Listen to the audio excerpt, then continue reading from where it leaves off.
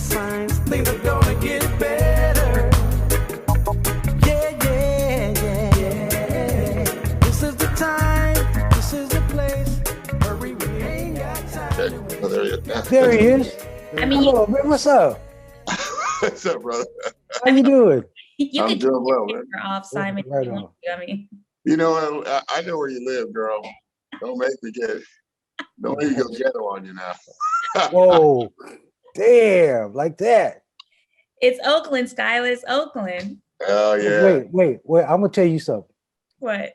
I'm gonna show you how long I've been knowing you and your family. Now you were young then, but okay, so East 17th Avenue. Okay, so if you're at 10th Avenue and Yeah. you're going towards Roosevelt, right? Yeah, And you remember that little grocery store on the corner there? the liquor store. Stowe. That's right. That's exactly right. Anyway, I lived one block before you got there. So I go play basketball at Park Boulevard, right? Oh wow. And I would always have to pass your house on 10th Avenue and East. I lived on 17th Avenue and wow. East 21st. You lived on 10th Avenue. The crazy thing is, right around the corner from you guys, some of the guys from Frankie Beverly and Mays live. Wow. Damn. Yeah, I You- was on. We were on East 21st. And 10th Avenue. That's crazy. And so I used to walk past your house every day and I would fall in love, and I always wanted to know you guys because the music was so beautiful coming out of that house, right? Oh yeah. I used to love just walking by the house because it'd be some music and somebody go be in there famous and shit, man. Sorry. But That's all good, man. it was just the best teenage years I ever had in my life. It was a beautiful house. I mean, it was small. It was the neighborhood house. It was great. I mean, Santana always came by, and I mean, everybody was there. But a lot of people weren't famous then. And your Right. father was so beautiful to the kids in the neighborhood. Yeah. He would always let us listen to stuff. Like you walking by famous people's house, man, I wish I could go in there. To be like, it sounded like a lot of fun in their house, right? And Yeah. that was beautiful. And then like Billy Johnson, those guys lived around the corner when he was with, Frankie Beverly and Mays, right? Yeah. That's right. I mean, the Oakland has so much history, man. I mean, It It does. does. I mean, I know you guys have Bay legends, but there's some elders. Some elders. I'm 65, but there's some elders, man, from there, man, that just set the whole thing up, right? Yeah. Definitely. We're planning to interview all those cats. Yeah, Hopefully before man. they pass on. But man, we are so happy to have you on the show, brother. And you and I have been knowing each other for a minute. And man, it's an honor. Really an honor to have you on here, brother. I met you in Napa, man. That's right. You had the nicest crib I've ever seen, man. You're looking out over the vineyards, and Yeah. that place was dope, man. That was I really gave all of that up to move over here, right? I And get it. it's been the best thing that's ever happened to my career in 55 years, right? Sweet. Yeah, and we'll unpack that because I really want to talk to you about that because you and I were talking Okay. about this another time. Right. That a lot of people kind of look to America as like the end all for music, but it really is a smidget of what's going on in the music business. It's really a smidget of it. Well, it's a smidget of the creativity and the talent around the world. Right. That's what my thing is about music for global change, right? Is to try to bring everybody together Mhm. as writers and creators, right? Right. And we have the tool of the internet. We can do that. Sure. And so I'm about connecting people from all over the world to write together, right? But what I do, I try to encourage you. If I get you guys to do this, do something for me and write some social conscious music. Sure. I stopped writing love songs years ago, and it's been the best thing. The bass player of the Commodores who wrote Brick House. When I was in the Commodores, I wrote a song with him. I was living with him on his ranch down there in Tuskegee, Alabama, right? Right. And we wrote this song, man. It was 1984. And our thing was with a nutritional doctor. Our thing was to give all the money from this song to every family that had 4 kids. Right. So the fourth kid would get a college degree from this money. It was Wow. like it's the most, Ronald's way older than me, but we did this, man. And the trippy thing is me being from Oakland, right? And I'm flying home. Well, I was living in LA at that time, but I'm flying back, man. I had these posters under my arm, and we were on simultaneously on every radio station in Alabama at the same time when we released the song, right? And when I got on the plane the next day, people gave me a standing ovation, man. That's beautiful, brother. Because we gave our money away for the song to every family that had their 4th child. We go pay for their college tuition with the money. And so how that made me feel was like, wow, what if we did this with music? Right. And I think that a lot more of the famous people out there should be doing more for the community, just people in general. If it's ball players, be more conscious and be aware and use your skills in a positive way.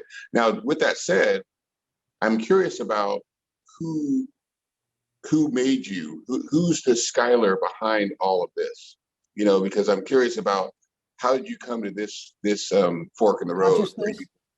Yeah, well, just the whole thing, like, your upbringing. Like, I really want to get into unpack who you are.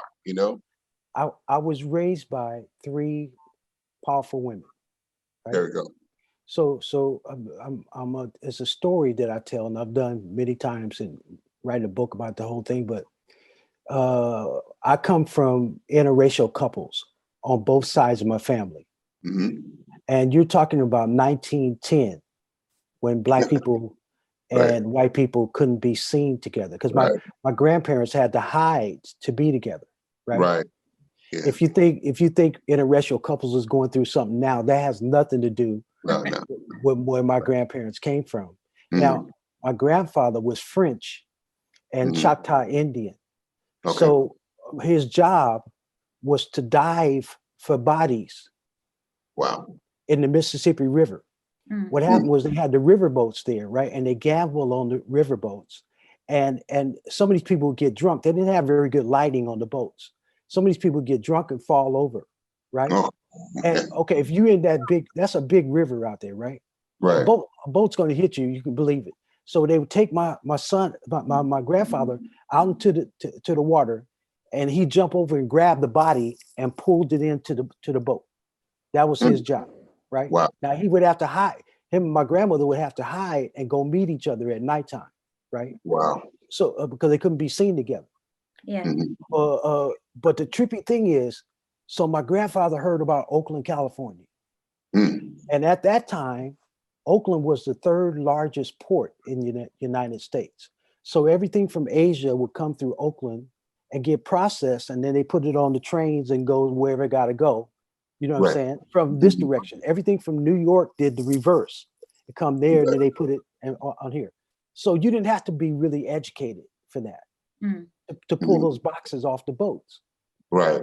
So what my grandfather did, man, him being a French and a Choctaw Indian, American Indian, so he was married to a Black woman, but he didn't let them know that when he came to Oakland.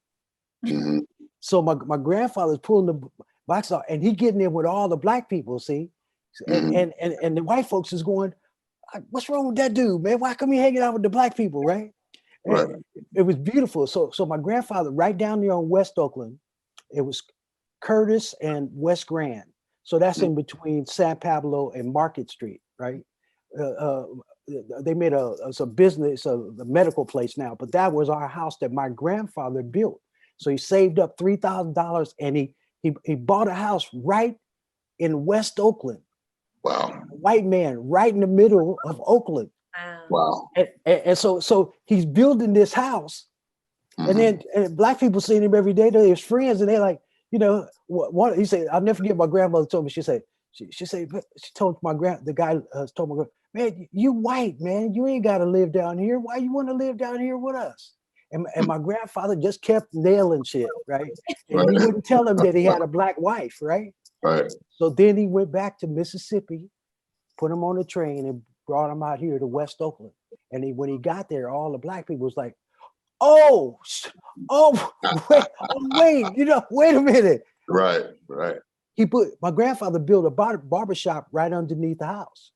Wow. Yeah. So my sister went to school with Huey Newton. Oh, So a wow. lot of the Black Panthers would get caught getting their hair cut downstairs where I lived at, right? From my grandfather's barbershop down there. And then, so you got enough courage, man, because see, I go back long enough where black people wasn't even on the other side of the lake. If you didn't live in West Oakland and North Oakland, you wouldn't go on the other side of the lake. No, it's too The dangerous. police would just herd you back around that lake. Right. You know what I mean? But it ain't gonna happen. But since my grandfather white, he moved out on East Oakland, 17th Avenue. You know what 14th Avenue is? You guys know 14th. Oh, yeah. Okay, yeah. so 17th Avenue, right there. My grandfather built another house there, and he brought the family out to and then all of a sudden, black people start moving out on the other side of the lake. And then, the white folks got to San Leandro, and then black people start coming to San Leandro, and then white people start moving out further and then further. You know what I'm saying? I watched that whole thing happen, guys. I mean, I'm going to do a movie about this because the thing about it, when I was a youth, there was only 2 Chinese restaurants, and they were down there by the police station. You got what's that? Mexicali Rose. You know Mexicali Rose? Yes. Okay, down there. A lot. Down there, they had 2 Chinese places because my mom used to walk me over there, right? Yeah. And if you look at it now, Webster Street is long. Yes. That's all Oriental Chinese. It is. So they put their own city in Oakland, and it's only because they would spend together. This friend, that cousin's friend, and so on. And now they got their own banks in Oakland. Yeah. They do. So true. Yeah, Okay. Chinatown. I'm gonna tell you guys something else that I saw happen. When black people did move out on the other side of the lake, they had businesses from 14th Avenue all the way out to Montgomery Ward. So a lot of people might not know what I'm talking about, but they had black businesses, car dealerships, and all. And when that freebasing came in, they start losing their houses and their families and all that kind of stuff like that for that drug, right? But the Mexicans came in there and they said, "Wait a minute, you don't want this building? It's boarded up, right? You don't want this? You don't want this house? You don't want it?" And so the Mexicans came in there and they built it up all the way past High Street. Wow. Come on, y'all know what I'm talking about. Yeah. I did a record with a brother over there, and he took me to meet all his friends. We get to the studio, sax player, and I did these gigs with him in Portugal, and he go, "Man, I want you to come write something on my record, man." And so I fly into Lisbon and I go to the studio, and there's about 15 people in the room, right? And I'm like, whoa, and 60% of them can't speak English. But they put the track on, and you would believe they from home, bro. Yeah. We're all coming to speak. Yeah. They're so talented in Portugal. It's only 10 million people, but everybody plays 3 and 4 instruments, man, and sing, right? And they also speak lots of languages too. They do, but I'm just saying the musicianship is off the chain, man. Right? Yeah. Okay. So I go do this record with this guy, and he said, when I get in there, he goes, "Skyler, so we was thinking you could write some lyrics, man." And he goes, I was like, "This your track?" I said, "Well, I'm, turn it up, right?" And they start cracking up. "That's it. That's the title. That's it." I'm like, "Oh shit." Now you got to write about it. And I did. Yep. And it became a #1 hit in Portugal. That's awesome, man. That is incredible. So tell I'm me from this. Oakland, brother. I'm from Oakland. Hey, look, the sky's the limit. Now tell me this, because your list of accolades, the people that you played with is so long, we couldn't even say them in this whole program. But to name a few of them, Ray Charles, who's one of my all-time favorites. Yeah. What can you tell me about him, working with him in that respect? I'm going to tell you. I'm going to tell you when I was. Let's see. It was about 1978, and I was living up in Canada, man, in real cold Winnipeg, Manitoba, right? So Right. I mean, like I was happy to see a black person when they came up there. I got excited, more excited than the Pointer Sisters when I saw somebody black. But it was the year. You guys remember that movie, Close Encounters of the Third Kind? Yeah. Sure. It was the year that came out because the movie theater was across the street from the hotel where I was playing 6 nights a week for 6 months, right? Yeah. Anyway, here I am, this kid staying in a 5-star hotel for 6 months. I'm the only black dude within, I don't know, a few miles. Been there. Right? So all of a sudden this bus drives up and I see all these black people get off, man. And I'm like, I'm telling you, I'm excited. I'm like, whoa, well, I ain't even seen no black people in a while, right? Right. Okay. So I go to the concierge. I said, who is that? He said, oh man, that's Ray Charles' band. Right? And I'm like, damn, right? So I'm trying to talk to these guys downstairs, So I meet with one of them and come to find out this is the guy. Ray Charles holds on to his arm. And he takes him to lunch. He's his arm man, right? Take him to the piano and he leave. He gone for 2 hours. They come back, get him, take him back to the hotel, take him to eat. He gets $500 a week to do this gig, right? So I tell him, I said, man, come on back to the club tonight, man. I know all the girls, man. What you doing? Come on, right? So they went and played, and after it got back about 11, I think they left like 8. They got back about 11, man, right? They came in. I'd already told all the girls. I played there for 6 months. I knew everybody in town, Yeah, token black guy, right? But so then, next thing you know, man, we up, man. They partying to each other, sending girls champagne to these tables and all that, And the next night I was gravy. Everybody in the whole town loved me after that because I knew the Ray Charles band, right? Not only because I was black, but so I never forget. It must be about 3:00 in the morning. And so I say, man, hey man, good to meet you guys, man. I'm going back to my room and all that stuff like that. And he goes, hey Skyler, you want to meet Ray? I said, what? What kind of question is that? Of course. You got a trick question or something? What you out of your mind, dude? Hell yeah, I want to meet Ray. I say, but man, it's 3:00. He go, yeah, but Ray don't know that. That's wrong, man. So here we go. We go to Ray Charles' room, and I'm excited, man. I get in there. I think I'm about 21 or 22 or something like that, man. And I'm like, Ray, I want to be a star. I sing downstairs. He's like, I want to be. I know I can be a star. And he's like, first of all, when I walked in, he was doing this in the corner, man. And I'm walking close to him and stuff. You know what I mean? And I'm pumped up. I want to be a star, man. How can I be in your band and all that kind of? You're joking him. So, That is great. so he said, calm down, young man. He said, I'll tell you something. I've been in this business for 33 years, and I'm still learning. And do you know, the next day after that, I never had an ego after that. Yeah. I said, if you can be 33 and you still learning, what can I can't say nothing to nobody. Yep. And I never had an ego after that. I've always been inclusive, man, because Roosevelt Junior High, man, I played basketball. So I know what teamwork is, right? If everybody just holds on their position and do what you're supposed to do, just like in the band, if you just do it's going to come out all right. You know what I mean? And that's how I approach life, And I've known that for you. I mean, as long as I've known you, you've always been about conscious music. It's never straight. Say, hey, I'm going to start writing about booty. It's always been, you stay true. But the cool thing is, you guys can, if that's what you want to do. I don't know nothing about booty, but I just stick to my my stuff, you know, my work.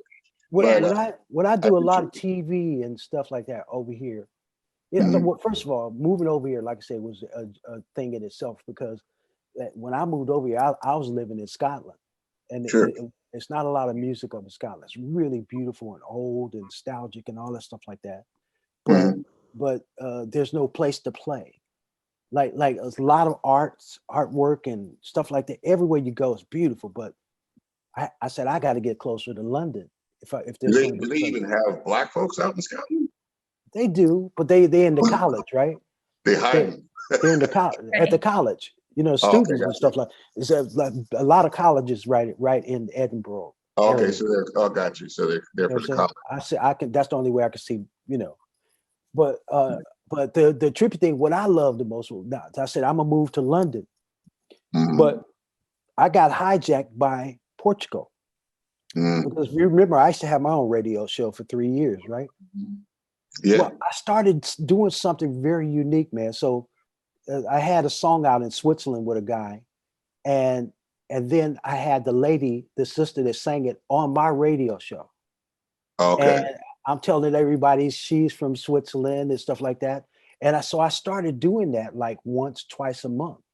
Mhm. Is showcasing Europeans on my show. Right. And it was really cool because people would go, "Who is that? Who is that?" Right? Right. And that's the cool thing. So this promoter that was promoting her over there says, "Hey, Skyler, you're about to be famous in Europe." And I said, "Why?" Because he says, "Because most Europeans dream of an American just hearing their material. Yeah. They study the West. Like I was Mhm. saying in Portugal, man, that band, the bands over there, they might not speak English here, but man, they killing just sound like everybody at home Right. because they study the West, right?" Mm. But Mhm. my thing is to change that because like I'm producing a kid in Copenhagen right now. We're Mhm. releasing our record next week on TV. And this kid is super talented. I met him through Wilton. You know Wilton? Oh yeah, Wilton Rap. Wilton Rab gets in touch with me. He says, Skyler, I got a kid over here from Copenhagen. And he came up on the stage to jam with us with Larry Graham, the white Mhm. kid. Man, Mhm. this kid plays bass. Matter of fact, his father makes Larry Graham's his bass. Oh, okay, got you. Okay, So this so is a you band. can tell this kid been talented since a pup, right? But Mhm. I wrote a classical tune about 17 years ago for a film Mhm. about women's birthing, natural birth in the Black Sea in Russia. There's a part of the Black Sea where women go give birth, natural childbirth in the Yes. sea. And my wife was involved in the movie, so I was able to write this classical song. And Mhm. in fact, we had a Versiolo guy from Pakistan playing with Sylvester. He played with Sylvester. Wow. Oh, So love That's Sylvester. Yeah. next thing you know, man, I always thought that tune could be a disco song. The That's the wild. string line on it, right? And Mhm. I used to go to Donna Summer's church down in LA, right? And I started listening to disco a lot. But I said, what if I sped up the beat? It's classical. Yeah. And if I sped up the beat and then put a little funk on it, Some Oakland. right? Put some Oakland Yeah. on. And man, it's called Dance Like I'm Losing My Mind, Mhm. I love it. right? Yeah. And so I got this wild out. So anyway, this kid, so I say, hey man, can you play this string line? And he did on keyboard, right? And then I got with a friend of mine in Vancouver, and I kind of built a bass, a drum thing with this guy. He does all the beats for everybody, you know. And I built this beat. Then I put that string line with that beat, Mm. and Mhm. I said, "Oh, right." And I said, "Well, I sang the funk part to him, and so he pulls the bass off the wall, and he starts playing the part, right?" Mhm. Mhm. Then he say, "You want a little guitar?" He said, "Yeah, yeah. I'll call you back in a minute." Man, he put some funk guitar. I swear to God, you go think he's from Oakland. So there you go. So wait a minute. So then he plays. So now he plays the keys He plays the guitar. Then he played harmonica, but I thought he was playing harmonica on the keys, right? No, he playing real harmonica. So then I got a friend of mine around the corner. He plays trombone. I had him play a solo on it. And this is what I did. So the Oprah Winfrey show had Pharrell on her show. Mm-hmm. And it's the one where he's crying because she showed him all these different countries where people were just with their cell phone. It's just, right. You guys remember? Okay, I took that same concept and I got 7 countries involved in the video where people from different countries is dancing to the song. That's awesome. I'm about to release it next Saturday, right? On a friend of mine's show in London. Oh, right? good. What? No, I mean, hey. Hey, man, spread the love, brother. You know what? What hurts me the most, man, is like a billionaire didn't come into the Bay Area. Mm-hmm. If you remember, guys, when Ron Dellum was the mayor, yes, well, the Wayans brothers was trying to buy the Oakland Army base down there, down there on the port, and they was gonna make it into like a Universal. You know how many jobs that would have brought, and Ron Dellums wouldn't let them do it. That was our chance to make, because Oakland's a mecca. It's a mecca when it comes to certain styles of music, right? Yeah, funk, all kind of stuff, right? Anywhere in the world, if you playing some funk and you can't play with your thumb, you ain't playing no funk. That's from right. Oakland. That's Oakland, yeah. Right? Yeah. And so, I mean, but I'm just saying that it hurts me that somebody didn't come in there with $1 billion and take some land and just open up everything media. Yeah. Teaching young people about studio, teach them how to play, teach everything. You know what I mean? I mean, because the Bay Area has a sound of its own, man. Yeah, it really does. I love being here. I have my music school here, and we've been, here for 2 years, and the different musicians who have come through here has been unbelievable. Only thing is, young there's talent no and young talent. Only thing is, there's no platform for them.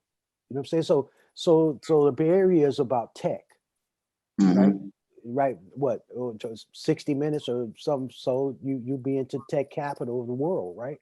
Right. But it has nothing to do with music. And as you know, Zina, from when we was kids, there used to be clubs in the Bay Area. You could go see people actually play. That's all dried up, man. Yep. And a lot of them are closed now. Huh? I said a lot of them are closed now. All of the clubs that my parents went to, we drive down Broadway and they point out, oh, we used to go there, and dance and listen to jazz across the street. And then across the street where like Everett and Jones was, there were, R&B clubs and, but just real R&B. Well, I'm getting ready with my Music for Global Change. I got this new thing coming. It's going to be big.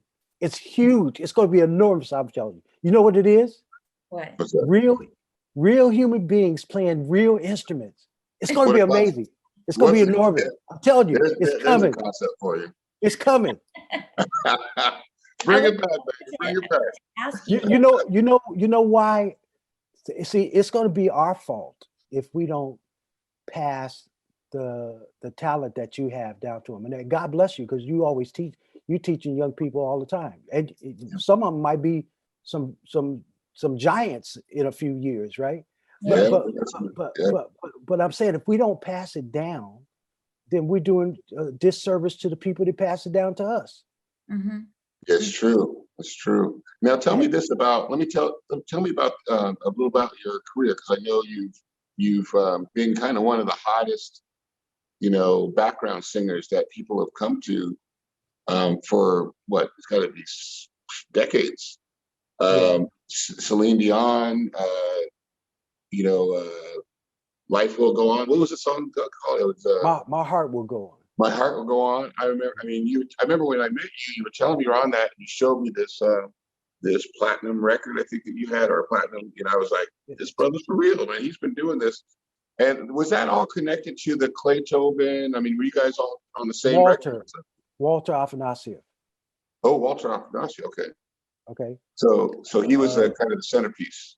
well, no, what happened was, I was worked for NARDA for years and years and Right, years. Nardo, yeah. And then I went to work for Walter. And then I started doing Absolutely. like Elton John and, all them kind of cats like that. And New Kids on the Block. And I was doing, oh man, all these people, man. Tom Jones and, Mm. but I told him, don't never call me on Sunday because I watched the Raiders and we're going to have a fight. I'm just gonna tell you, just don't call me on a Sunday. And sure enough, I'm in San Rafael in my house, man. He called me on Sunday. I said, I told you, man. Don't call me. I told you, don't call me on Sunday. He said, no, get over here, Skyler. I'm gonna pay you triple scale today. I said, what we doing? He said, I can't tell you. Just come over here. It's a true story. Mm. And Clay and I and Jeannie Tracy and uh shoot, man, it's like what you call it, Monet, Kanisha is a real name, right? And then Leslie, and we were all there, man. And so we get there, we're off trying to, why are we here? Because nobody knew we was coming, right? Mm. We just left home, and I get there, and all my peers that I sing on backgrounds, all these records, and why we here, right? And Walter said, come on in the control room. So we get in there, and he said, go and close the door behind you. He said, I'm gonna tell you now, man. James Horner and Will Jennings wrote this song. James Horner is the music supervisor for James Cameron, Right. and James Cameron didn't really like a lot of vocals in his scenes. He didn't like that. He wanted music, right, from James Horner. Mhm. But James Horner and James Cameron, and Will Jennings, they said, let's try this song on him anyway, right? So they Mm. called Celine over, and Celine came and sang it, Mm. and it Mm. turned out to be beautiful, right?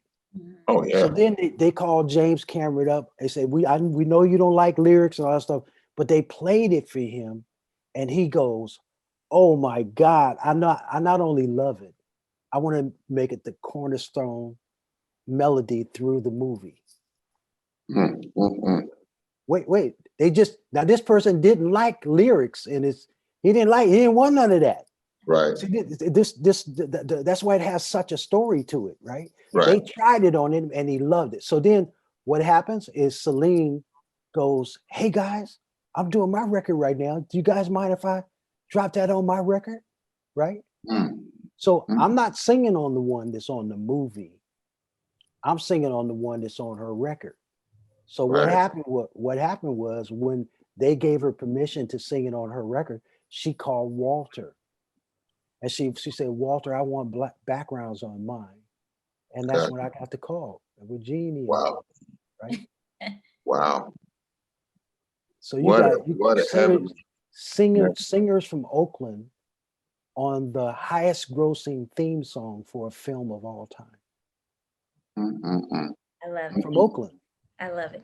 Love it. Love And it. my question to you too is because you were born in Oakland, and we're all Oakland Bay Area people, and I've actually watched, which I love. I watched a lot of your videos on YouTube and your interviews and everything, and the things that you have written about, the global, being globally conscious about music, and you have such a great heart, I wanted to tell you, and Yeah. just giving and your love, and it's funny because even though you said that you don't write love songs anymore, but what you write about the world is still a lot of love, so you still Oh, I are love you for that. Thank you. Yeah. Thank That's you. real talk. Thank writing you. Yeah, definitely love songs, and you're it's right. always going to go, on beyond, because I always talk about when people pass, and that it's gonna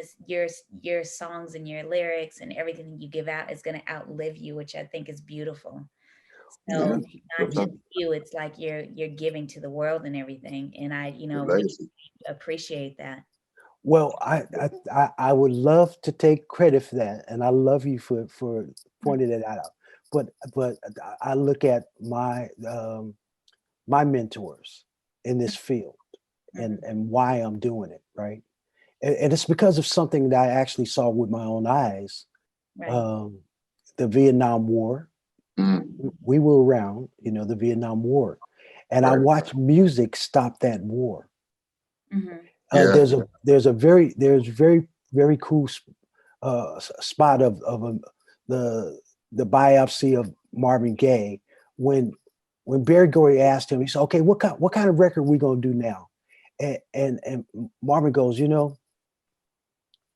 I got to write something about this war. I got to tell people what's going on. That's where that title came from. What's going on?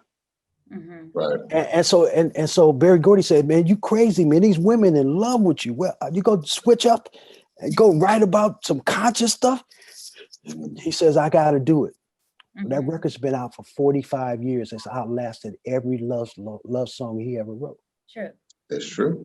True. When John Lennon was in the Beatles, Paul was the cute one, so he's getting all the attention, right? But John was writing a lot of those songs, right?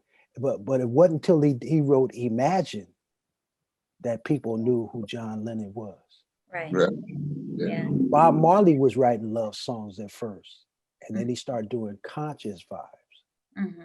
Even before that, it was Curtis Mayfield, right? Oh yeah, Curtis. There's a lot of them that's been writing conscious music all the time. But my dream is to I'm creating a genre at it.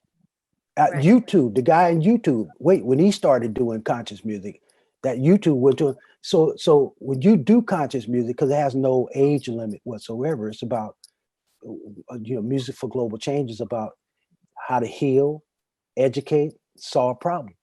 The lyrics have nothing to do with Skyler Jett. Nothing about my feelings, nothing about that. I'm trying to write. Maybe we can heal some people with this stuff, man. Maybe we can, because music is the #1 language in the world. I know it for all the countries I've been through. I love this. So I was telling you guys, when I go to another country and I can't speak their language, right? Yeah. Now, if I want to find somebody that can speak English, and somebody, what do you do? Wait, what do you do? I go, music. I point to my heart. Music. Do you know they'll always take me to somebody that speaks English or plays music? Right. Right. And I'm safe. I'm talking about every country. Yeah. Right. Right. So if we can That's use good. music as a tool like that, we need to be. So I go out and do speaking engagements and all kinds to the young people, and I show them just how powerful positive lyrical content is.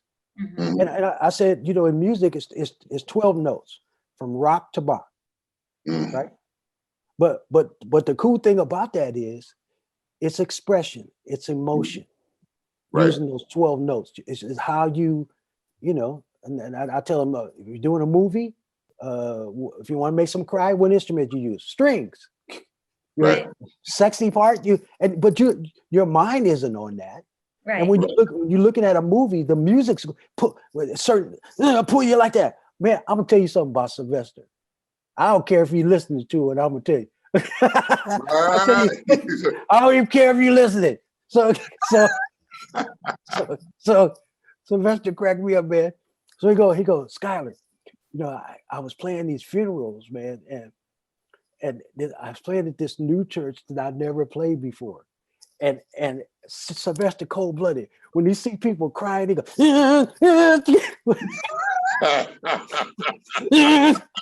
watch this. Hold on. Somebody just starts sniveling. Like, everybody. So wait a minute. So there's one preacher loved that he could do that, right?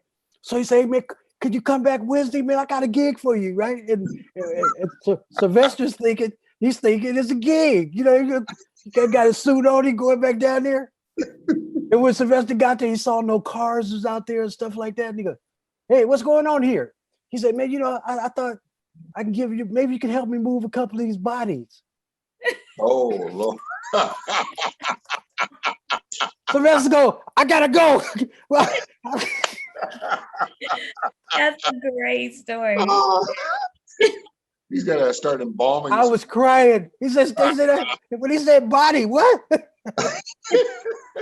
He looked too good in that suit. That's what Oh happened. man, I'm telling you. But there's another thing too. Like I've known Sylvester all my life. Went to junior high school together, right? And the whole time he was always playing at churches. Just every Sunday, maybe 4 or 5 churches every Sunday, right? Yeah. So Sylvester married my wife and I, right? Did he really? Yeah, Oh, man. Yeah, I didn't know that. yeah. I tell you, I've been knowing him since junior high school, right? Wow. But it was a trip because I moved away all those years, and I come home, and I'm doing this gig with Dick Bright at the Fairmont Hotel in San Francisco. And so we in one corporate room, the Phoenician room is in there, and the one of the off rooms over here, there was some gospel music. I'm like, hey, this is kind of cool. Some gospel music at the Fairmont Hotel, right? So I walked right by there, and I saw Sylvester after not seeing him for like 15 years. Wow. And it just so happened my mom died, right? My mom and dad never lived together, and they died 8 months apart. Wow. Crazy, man. But anyway, when my mom died, my mom had this melody. So I went to Roosevelt Junior High School. So when you come out of my house and make a left, I was in the alley, and then make a right, yeah, I'm at school, right? But we was too poor to have a dryer. So my mom would hang clothes out every morning, right? But she'd be singing this melody, man. She had this melody. And when I come out to go to school, she go, I'm gonna be famous one day. If I could just write some lyrics. My mom said, if I could just write some lyrics, baby. So when my mom died, I wrote lyrics to her melody. And so when I saw Sylvester, I said, Sylvester, man, come do this song with me that I wrote for my mom. It's her melody. And that was our first song we ever wrote together, man. And then we started writing tunes like crazy together, right? And it's so busy, it's so beautiful because certain people when you write with some people and the chemistry might not be there. Yeah. But with Sylvester and I, he does what he does, I do what I do. We ain't got a trip, right? Right.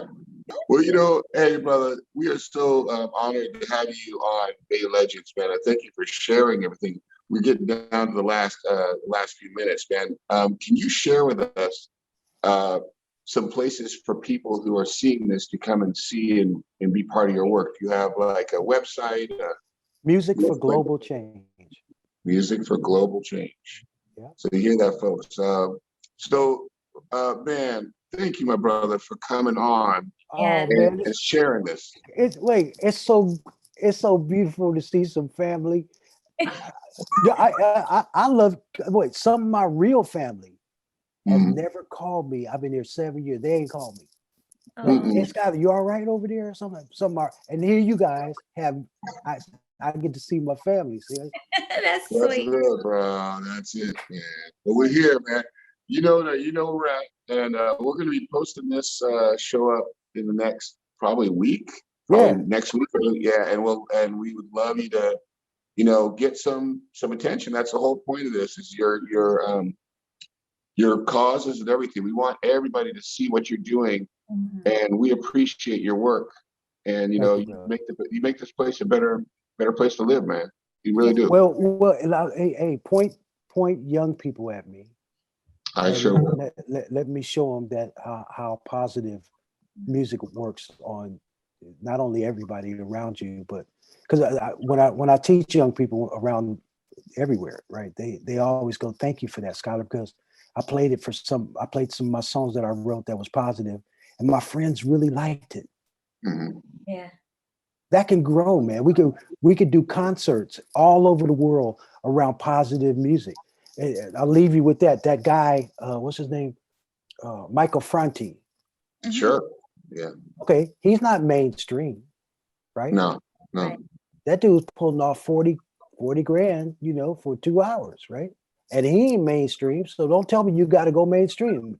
What he did was he went and got in with all the yoga crowd and found his audience. There's 7 billion people on the planet. You have to find your audience. There you go, brother. Well, thank you. We will leave it at that. My brother. Thank you. Peace, love. Blessings. Absolutely, man. We will talk soon, all right? Much love, brother. Much love, much respect. Take care. Peace and hair grease. I love it, brother. All right, bro. You take care. Much love. Bye. Bye. Your family love. I love them. All over I the will. world.